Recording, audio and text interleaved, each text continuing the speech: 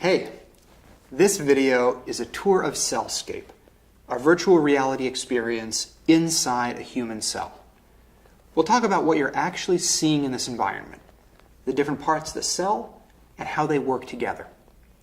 If you haven't seen it yet, Cellscape is best experienced with a VR headset, like Google Cardboard. Pull up the video in YouTube on your phone, click the viewer button, and then place the phone in a VR headset. If you don't have a VR headset, you can still navigate around the environment if you watch in YouTube, on your phone, or in Google Chrome. This experience puts us in the middle of a human cell. So what is a cell? Cells are like tiny blocks that build living things. Dogs, plants, fish, you name it. They're all made of cells.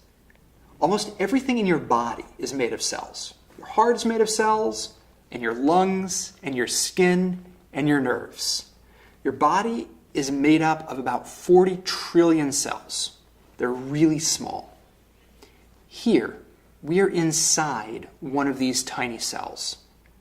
If the cell actually looked like this, we'd be so small. Think about how tall a grain of salt is. You'd be a few thousand times shorter. And the cell is definitely a busy place. There's so much inside and so much going on, it looks almost like an alien landscape. Let's talk about what's happening here. There are a lot of large structures around here, with strange shapes that look almost like sculptures. These are called organelles. They're like body organs, but for the cell, and each of them have different functions. We'll talk more about the organelles in a minute. At various locations in the cell, you'll see lots of small particles floating around, like here and here.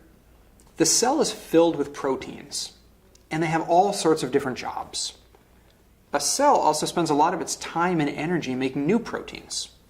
The proteins definitely look like they're floating, and they kind of are. The inside of the cell, called the cytoplasm, is filled with a thick, jelly-like liquid called cytosol. What prevents the insides of the cell from just spilling out? Well, the cell is surrounded by something that's sort of like a flexible skin. It's called the cell membrane, and you can kind of see it in some places. It keeps the insides of the cell in and the outside out. Towards the top of the cell, you can see lots of long chains crisscrossing in the distance. These are parts of the cell's cytoskeleton. Like the bones in your body or the frame of a building, the cytoskeleton provides structure for the cell and helps give it shape. You'll also see some really large oval-shaped structures towards the top of the cell. These are organelles called mitochondria. The mitochondria are often known as the powerhouses or the power plants of the cell, and their main job is to take in food and create energy the cell needs to survive. Pretty much everything in the cell relies on energy created by the mitochondria. Now remember how we said that a cell spends a lot of time and energy making proteins? Well, not only is that true, but many of the parts of the cell are dedicated to making and processing new proteins. Let's look at how this process happens. These here are parts of a ribosome, which makes protein. You'll see a yellow chain float up. This is a strand of messenger RNA, or mRNA, and it carries instructions for how to make a protein. The two parts of the ribosome come together around the mRNA. The ribosome and mRNA attach to part of an organelle called the endoplasmic reticulum, or ER. The ribosome reads the instructions on the mRNA as it moves through, and it uses these instructions to build a new protein.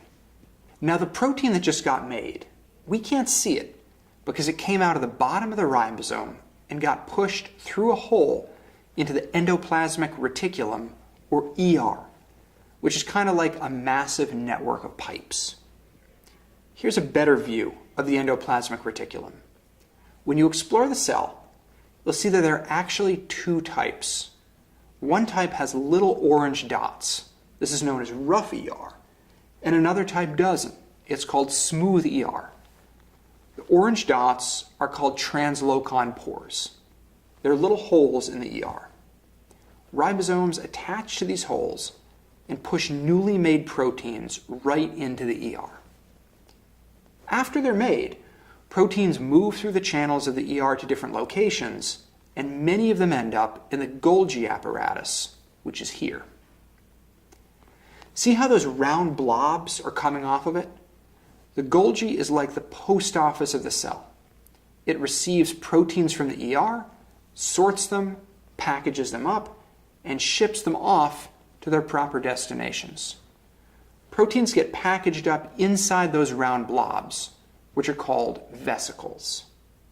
And here is how the vesicles get transported and delivered around the cell. They get pulled along by something that looks like feet.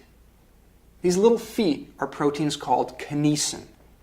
The track that they're walking along is a structure called a microtubule. Microtubules are almost like train tracks.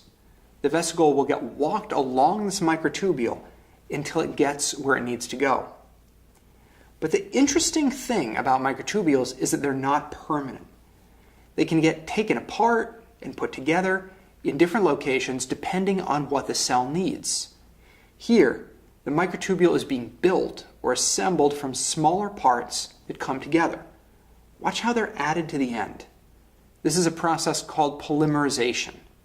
The small things they're made up of are proteins called tubulin.